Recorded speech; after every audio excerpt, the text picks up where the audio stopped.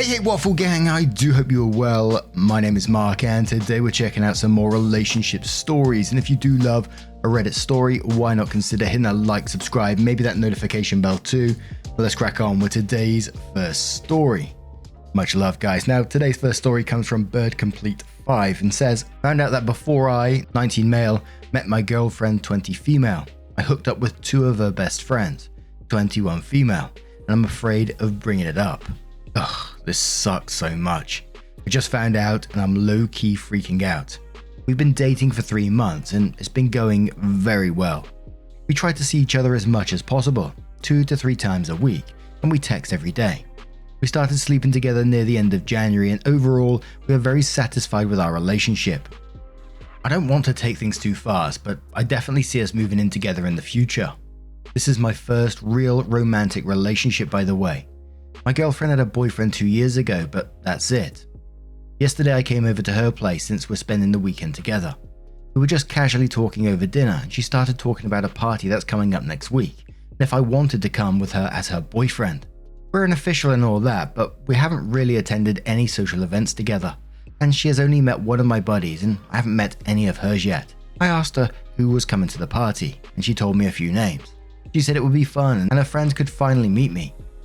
My heart dropped when she mentioned 2 particular names. I call them A and B. Alarm bells were going off in my head. Both of these friends have pretty rare names. I went through her social media and sure enough, it's them. About 2 months before I started dating my girlfriend, I started going on Tinder to meet new people. I matched with A and B and well, I slept with both of them. I lost my virginity to A. A just wanted a one-time thing, but I hooked up 2 more times with B. She wanted to keep it going, but around this time I met my girlfriend for the first time ever. So I broke it off. I'm trying to keep myself cool and calm and collected right now, but I'm all over the place. I don't want to meet her friends. She has no clue, but noticed that I was acting weird, and I just told her it was nothing. I can't imagine what she will think/do and how extremely awkward it's going to be. I want to tell her before she finds out through her friends. I don't even know if the friends know that it's me, assuming she hasn't showed a picture of me. Now that I think of it, I don't think she even has one of me, but still. I really feel like holding this back from her can cause a lot of damage if it eventually comes out. I really have no clue how to approach this. I'm lost. And I think if I was in your situation, I would have to tell her before that meeting happened because otherwise it is going to create an awkward situation. Assuming she doesn't already secretly know and isn't bringing it up for some reason, which I can't see happening, but I thought I'd throw that out there just in case. But for me, I simply would have to get that information out there. But Obedictor says your girlfriend will find out, so you can control how she finds out. Demonstrate that she can trust you because you are upfront and honest with her, even when the topic is difficult. Or you can wait for someone else to tell her and deal with the inevitable negative fallout. Jezebelzebub says, yeah, this is awkward, but it happens. Right before I met the guy I eventually married, I kinda banged a friend of his, who is also a friend of mine, like one of my oldest and best. So then when I met my husband through that mutual friend, I had to tell him about the situation. I knew I had to do it right away. So I did, on our first date, and he didn't think it was awesome, but he took it well. His main concern was the possibility that I was carrying a torch for friend and that he was just a placeholder, which was not and isn't even remotely the case. Friend and I were just bored. Once he got a good look at the way friend and I interact, not at all like people who have a thing for each other, he was fine.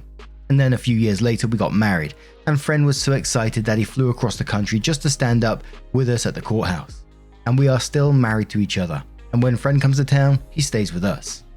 So this doesn't have to end badly, especially if you come clean now that you've been made aware of the situation.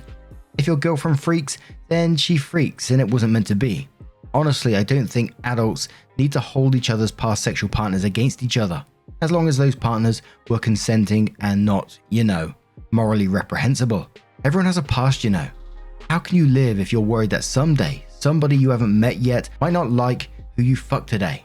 Anti-Fascist says, if you want her to trust you, you better tell her rather than she find it out from them. Make it clear that you don't have feelings for them anymore. She may not react well to it, but the way she reacts to it if she finds out from them first is going to be far worse. So let's head into the update to find out what decision OP took. So it says, first of all, Thanks to the people who helped me out last time, and here's the thread, and shared the link. After some thinking and gathering a lot of courage, I told my girlfriend we needed to talk. She was pretty confused and already knew something was up, because she notices that kind of stuff. I started off with saying that she means a lot to me and that I love her. I don't know if this was too soon or not, but it seemed like a good time in the moment. She immediately told me she loved me too, and we hugged and felt pretty damn good. I told her I had something important to tell her, and that it would probably hurt her, but to please hear me out. She looked pretty concerned at this point, but I carried on. I said prior to meeting her, I had some encounters with her friends, A and B, but that's in the past now. She didn't understand and looked even more confused, and I got embarrassed as hell. I told her straight up that I had met both of them through Tinder, and that we did some stuff. She looked at me in disbelief and stammered a bit and asked me if I was joking.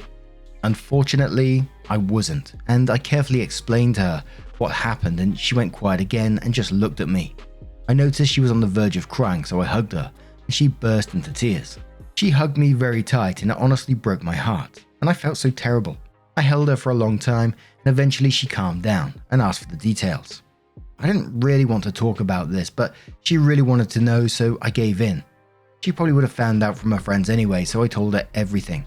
I doubled down that it meant nothing to me anymore and that I was with her to stay, and that I only want her and nobody else. She told me it was okay, but that she needed some time to process it. I told her I would do anything to help her. We ended up cuddling all night and watching some Netflix. Later, she told me how much she appreciated it, so there's that. She got a little bit emotional a few more times the past week, but she handled it like a champ. Made sure to show her that I loved her many times and took her out to dinner. The party was yesterday and that went okay too. A had no clue it was me until seeing me, and we were pretty awkward together. B had her suspicions and was really cool about it. Ended up talking with her for a great deal of the night, and it was nice to catch up. She handled it way better and we shared some laughs. Afterwards, my girlfriend told me she would prefer it if I didn't interact too much with B, which is completely understandable. Shouldn't have done that in the first place, but definitely not doing that again. Overall, I think it went pretty well, and I'm so glad I told her myself. It could have gone way worse. Thanks y'all, and cheers to a happy ending. I feel a stronger bond with her for sure. When OP said he started talking to B for a great deal of the night and it was nice to catch up, etc., I was like, oh my word. Someone else thought this, so Shakotop says and quoted that bit and says, man, I hit this part and was just like, no, stop that right now, why are you doing this? Luckily, your girlfriend is an absolute champ and was able to hold off until after the party and communicate her feelings with you.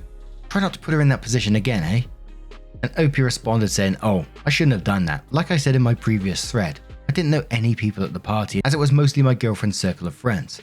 I'm a pretty introverted dude, so I was comfortable talking to her. She was cool about it. I was pretty damn nervous, so I stayed in my comfort zone. But after a few drinks, I went to talk to more people. Also, my girlfriend was part of our conversation most of the time, so I thought it was all cool. Again, this was my bad. But now I'm going to turn this one to you guys. What do you guys make of this situation? Let me know your thoughts down in the comments below. And next we're going to move over to the Petty Revenge subreddit where there's a bit of neighbor drama going on and I couldn't help but get myself involved in it. It's from Throwaway, who says, my neighbor told me I couldn't put out my trash, so I put his vacation on hold. So I rent a house with my husband and two of our friends. It's a 5-bedroom house. Rent is outrageous in our area, $2,400 for a 1-bedroom apartment. So we found this house for $3,000. Not a bad deal while we save up to buy a house. There are other houses in the neighborhood like this, as well as our next door neighbors. Their house is a 5-bedroom house and they have 9 people living in their house. So it is chaos over there all the time. In our neighborhood, we can choose the trash company. So it just happens that we have the same trash company as the next door neighbors. Our trash company does like us to have the trash out by 7 AM. We didn't always get it out that early though, and that's where this problem started. Most of the time they don't pick up our trash until 11 AM, so obviously as long as the trash is out before trash pickup gets here, they can take our trash. The people next door have 3 trash cans and they are overflowing every single week. They put their trash out the night before, but unfortunately our neighborhood has raccoons and foxes, so the trash is always getting into, and last time a raccoon got into their trash, left a mess in our yard and they wouldn't pick it up. I was pretty pissed about it, but I just let it go and cleaned up their trash. I did go and put it back in their trash can, and they sat out front glaring at me while I did that. Here is where this incident started. A couple of weeks ago, I didn't get our trash out until almost 9 AM. All 4 of us were sick with COVID. I was on the mend and feeling a little better, but I slept in and forgot to put out the trash at 7 AM. So I go to put the trash out and my neighbors start yelling at me saying, "You were supposed to have your trash out by 7 AM. You can't just put your trash out now." I said, "Well, they haven't come and picked up the trash because your trash cans are full, so it's not a big deal." He said, "No, that's the rules. Your trash has to be out by 7 AM. If it's not, you can't get your trash picked up this week." I said I understand that they want the trash out by 7 AM, but they haven't come and picked it up yet, so it doesn't matter. So I went ahead and just walked inside. I went back to bed, and a couple of hours later, I get up to see that our trash can were put to the side of the house, and they were still full of trash. So that means someone moved our trash can.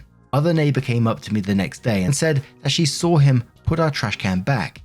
She didn't know the situation, so she wasn't going to butt in and tell him not to do that. Our neighbors are also very proud of their last name. They literally have a flag in their front window with their last name, so I called the trash company and I said that I was Mr. So-and-so and I needed to set up a vacation hold for our upcoming pickup. They said no problem, we won't pick up your trash next week. They legit only asked for the address, no other information. The next week I made sure that our trash was out at 6:45 AM. Then I sat and I watched for the trash truck, and I watched them come past the house. They drove past my neighbor's house, didn't pick up their trash, even though their trash was overflowing, picked up ours and the other few people who also have them, and left. I know I'm an asshole for doing this, you don't need to tell me. I may have crossed the line. But he also crossed the line by touching our cans and moving them and setting foot on our property. Yeah, what is their problem? And I don't think you personally crossed the line on this one at all. I mean, they're willing to, as you said, to come on your property and move your trash can like that. What is their obsession with this 7 AM thing? Now, I'm going to turn this one to you guys. And seeing as we've gone on to the petty revenge subreddit, let's have a stroll on over to the malicious compliance subreddit with Material Egg 7428, who says, "Oh, I'm not allowed to clean up early. Have it your way. I'm a master's student who works as a TA for a class of 60 students. It is a lab course, so there is a ton of setup and cleanup. I usually end up working an extra hour or two past the end of lab, which I get paid for, but it does mean I go home really late. So I started tidying up once most of the students were gone. There's another TA and the professor to answer questions. I did this for a few weeks until I missed a student's question. The professor yelled at me and embarrassed me in front of the student for not doing my job. The other TA was on his phone and the professor was standing at the front not doing anything. He told me to absolutely not clean up until all the students were gone. We had one student that always stayed over an hour later than everyone else. The next week, this student was the only one in the lab for over an hour past the end of lab. The other TA was helping them. I stood there not lifting a finger until she left. I took my time tidying up. The other TA is useless and was barely helping. 2 hours passed, now 9 PM, and the lab was barely cleaned up. The professor started panicking, saying he still had to write lectures, do his own experiments, and then have an hour drive home. He had to help clean up. I did the same thing the next week, and the professor went into a full-on panic attack. He told me that I could clean up early next week. I told him that unfortunately the extra hours I put into cleaning for the last 2 weeks used up all my hours for the semester, so I wouldn't be in. I heard that the next week was an absolute shit show, and the other TA complained that they were there almost until midnight. Edit. Some people have been wondering why the other TA wasn't out of hours too.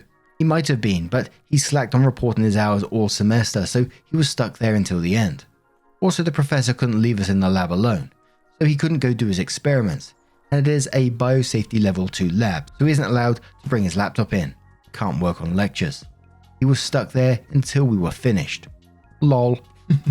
One of the comments below this one said, "And the TA teaches the professor." But what do you guys make of this situation? Let me know your thoughts down in the comments below. Ever had anything similar before? Possibly. And let's move on to another story. And our final story, we're jumping back onto the Am I the A-Hole subreddit from Blueberry Rumor 4918. It says, "Am I the a-hole for declining to be a bridesmaid in my brother's wedding? My brother Harold is engaged to Lillian, and she asked me to be a bridesmaid. I politely declined and explained why I couldn't. Harold and Lillian are extremely unhappy with my decision. I'm a fire marshal. I know it's called different things in different countries. My office investigates fires. Since fires don't just happen from Monday to Friday, during business hours I work all different shifts, including overnight and on weekends. When Harold and Lillian announced their wedding date, shortly after the engagement and long before I was asked to be a bridesmaid, I checked my work schedule. My schedule is rotating and goes in a pattern, so I can see it years in advance. I was scheduled to work on the day of the wedding. I arranged to switch with another marshal, so I'm not working the day of the wedding. I made sure I didn't have work and can attend the wedding and reception, otherwise that I'd be starting work before the ceremony starts and not finishing until after the reception ends. To be a bridesmaid, I'd be expected to go to Lillian's dress appointments, to go on the group shopping trip to purchase the bridesmaids' dresses, to help put together, host and clean up at the bridal shower, to go to the hair and makeup trial appointment, to help plan and go to the bachelorette party, to assist with things like making the centerpieces and decorating the reception room, to go to the wedding rehearsal and dinner and more. Lillian has been upfront about the commitment she wants. However, with my work schedule, I can't possibly do all that.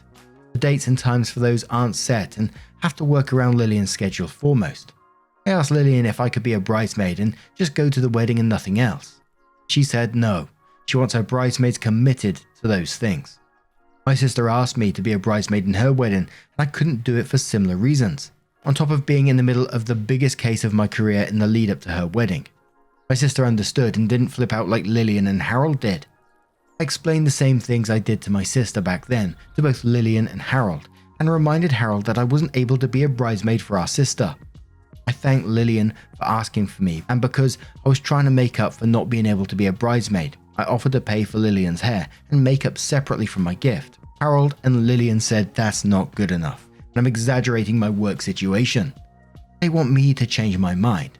Both of them are self-employed and control their own work schedules. Harold said I should just leave early or not go to work, but if there's a fire or investigation, that's not how it works and I can't just leave. I didn't think politely declining would be a big deal, but Harold and Lillian flipped out and other people are getting involved and saying I was wrong. Now I'm not sure because I'm getting so much pushback. Nah, absolutely not the a-hole in this situation, and you did the right thing by letting them know that, you got these work commitments, which they should have just totally understood and been like, okay, thank you for letting us know, simple as that. Or if she was that desperate to have you as a bridesmaid, worked around it and said, yeah, absolutely, I'd rather have you by my side than, do all the free labor she's basically wanting you to do. The level of entitlement is just insane in that to me. And it's just another case of that we see the weddings seem to bring out the worst in people in these situations. I was watching on the news recently, like morning TV it was, and there was a wedding going on and the husband was part of like a sea rescue team, which is the RNLI, and I think it was in Porthcawl.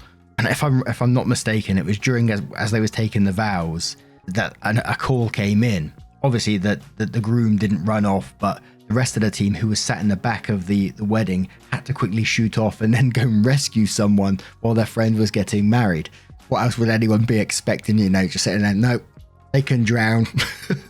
We got a wedding to watch here. And I know it's not quite the same situation, but it did remind me of it. But definitely not, says not the a-hole. Your work as a fire marshal is crucial, and it's understandable that you have commitments and responsibilities that may conflict with the extensive time and energy required of being a bridesmaid. You made an effort to accommodate the wedding day itself by arranging a schedule switch, which shows your commitment to being there for your brother and his fiancée. It's unfortunate that Harold and Lillian are unable to understand the constraints of your job and the limitations it places on your availability. Your sister, on the other hand, recognized and respected your situation when she asked you to be a bridesmaid. Lighting a candle for understanding and empathy, it's important to prioritize your professional obligations while still finding ways to support your brother's wedding within your means. You offer to pay for Lillian's hair and makeup separately, demonstrates your thoughtfulness and desire to contribute. Stay firm in your decision and communicate your limitations clearly. And we just have one more comment from username52 who says, not the a-hole. She doesn't want a bridesmaid. She wants free labor. Even if you committed to the things she asked, she'd find more. The fact that they are completely unwilling to compromise means they don't actually care about having you in the wedding party. They want an extra person to set stuff up and to pay for the bachelorette/bridal shower things. But now I'm going to turn this one to you guys. How about if you was treated like this by this bride? What would you do in that situation? Let me know your thoughts down in the comments below. If you have a moment of your time, of course. And just a huge thank you for spending your time with me today, getting involved in the stories, your love, your support, your time always means the absolute world to me. So thank you so much, and hopefully I will see you in the next one. Take care and much love. Yeah, man, I remember being so naive when life was good, weather and palm trees. Back in the day, you were everything I need. But then along came a time when you crushed my dreams. Oh yeah, you played me like a fool when you made me believe that the line between love wasn't thick enough to read. Oh yeah, you see we in despair, crime everywhere. You're selling false hope cause you just don't care. Nah, you just don't care. Nah, you just don't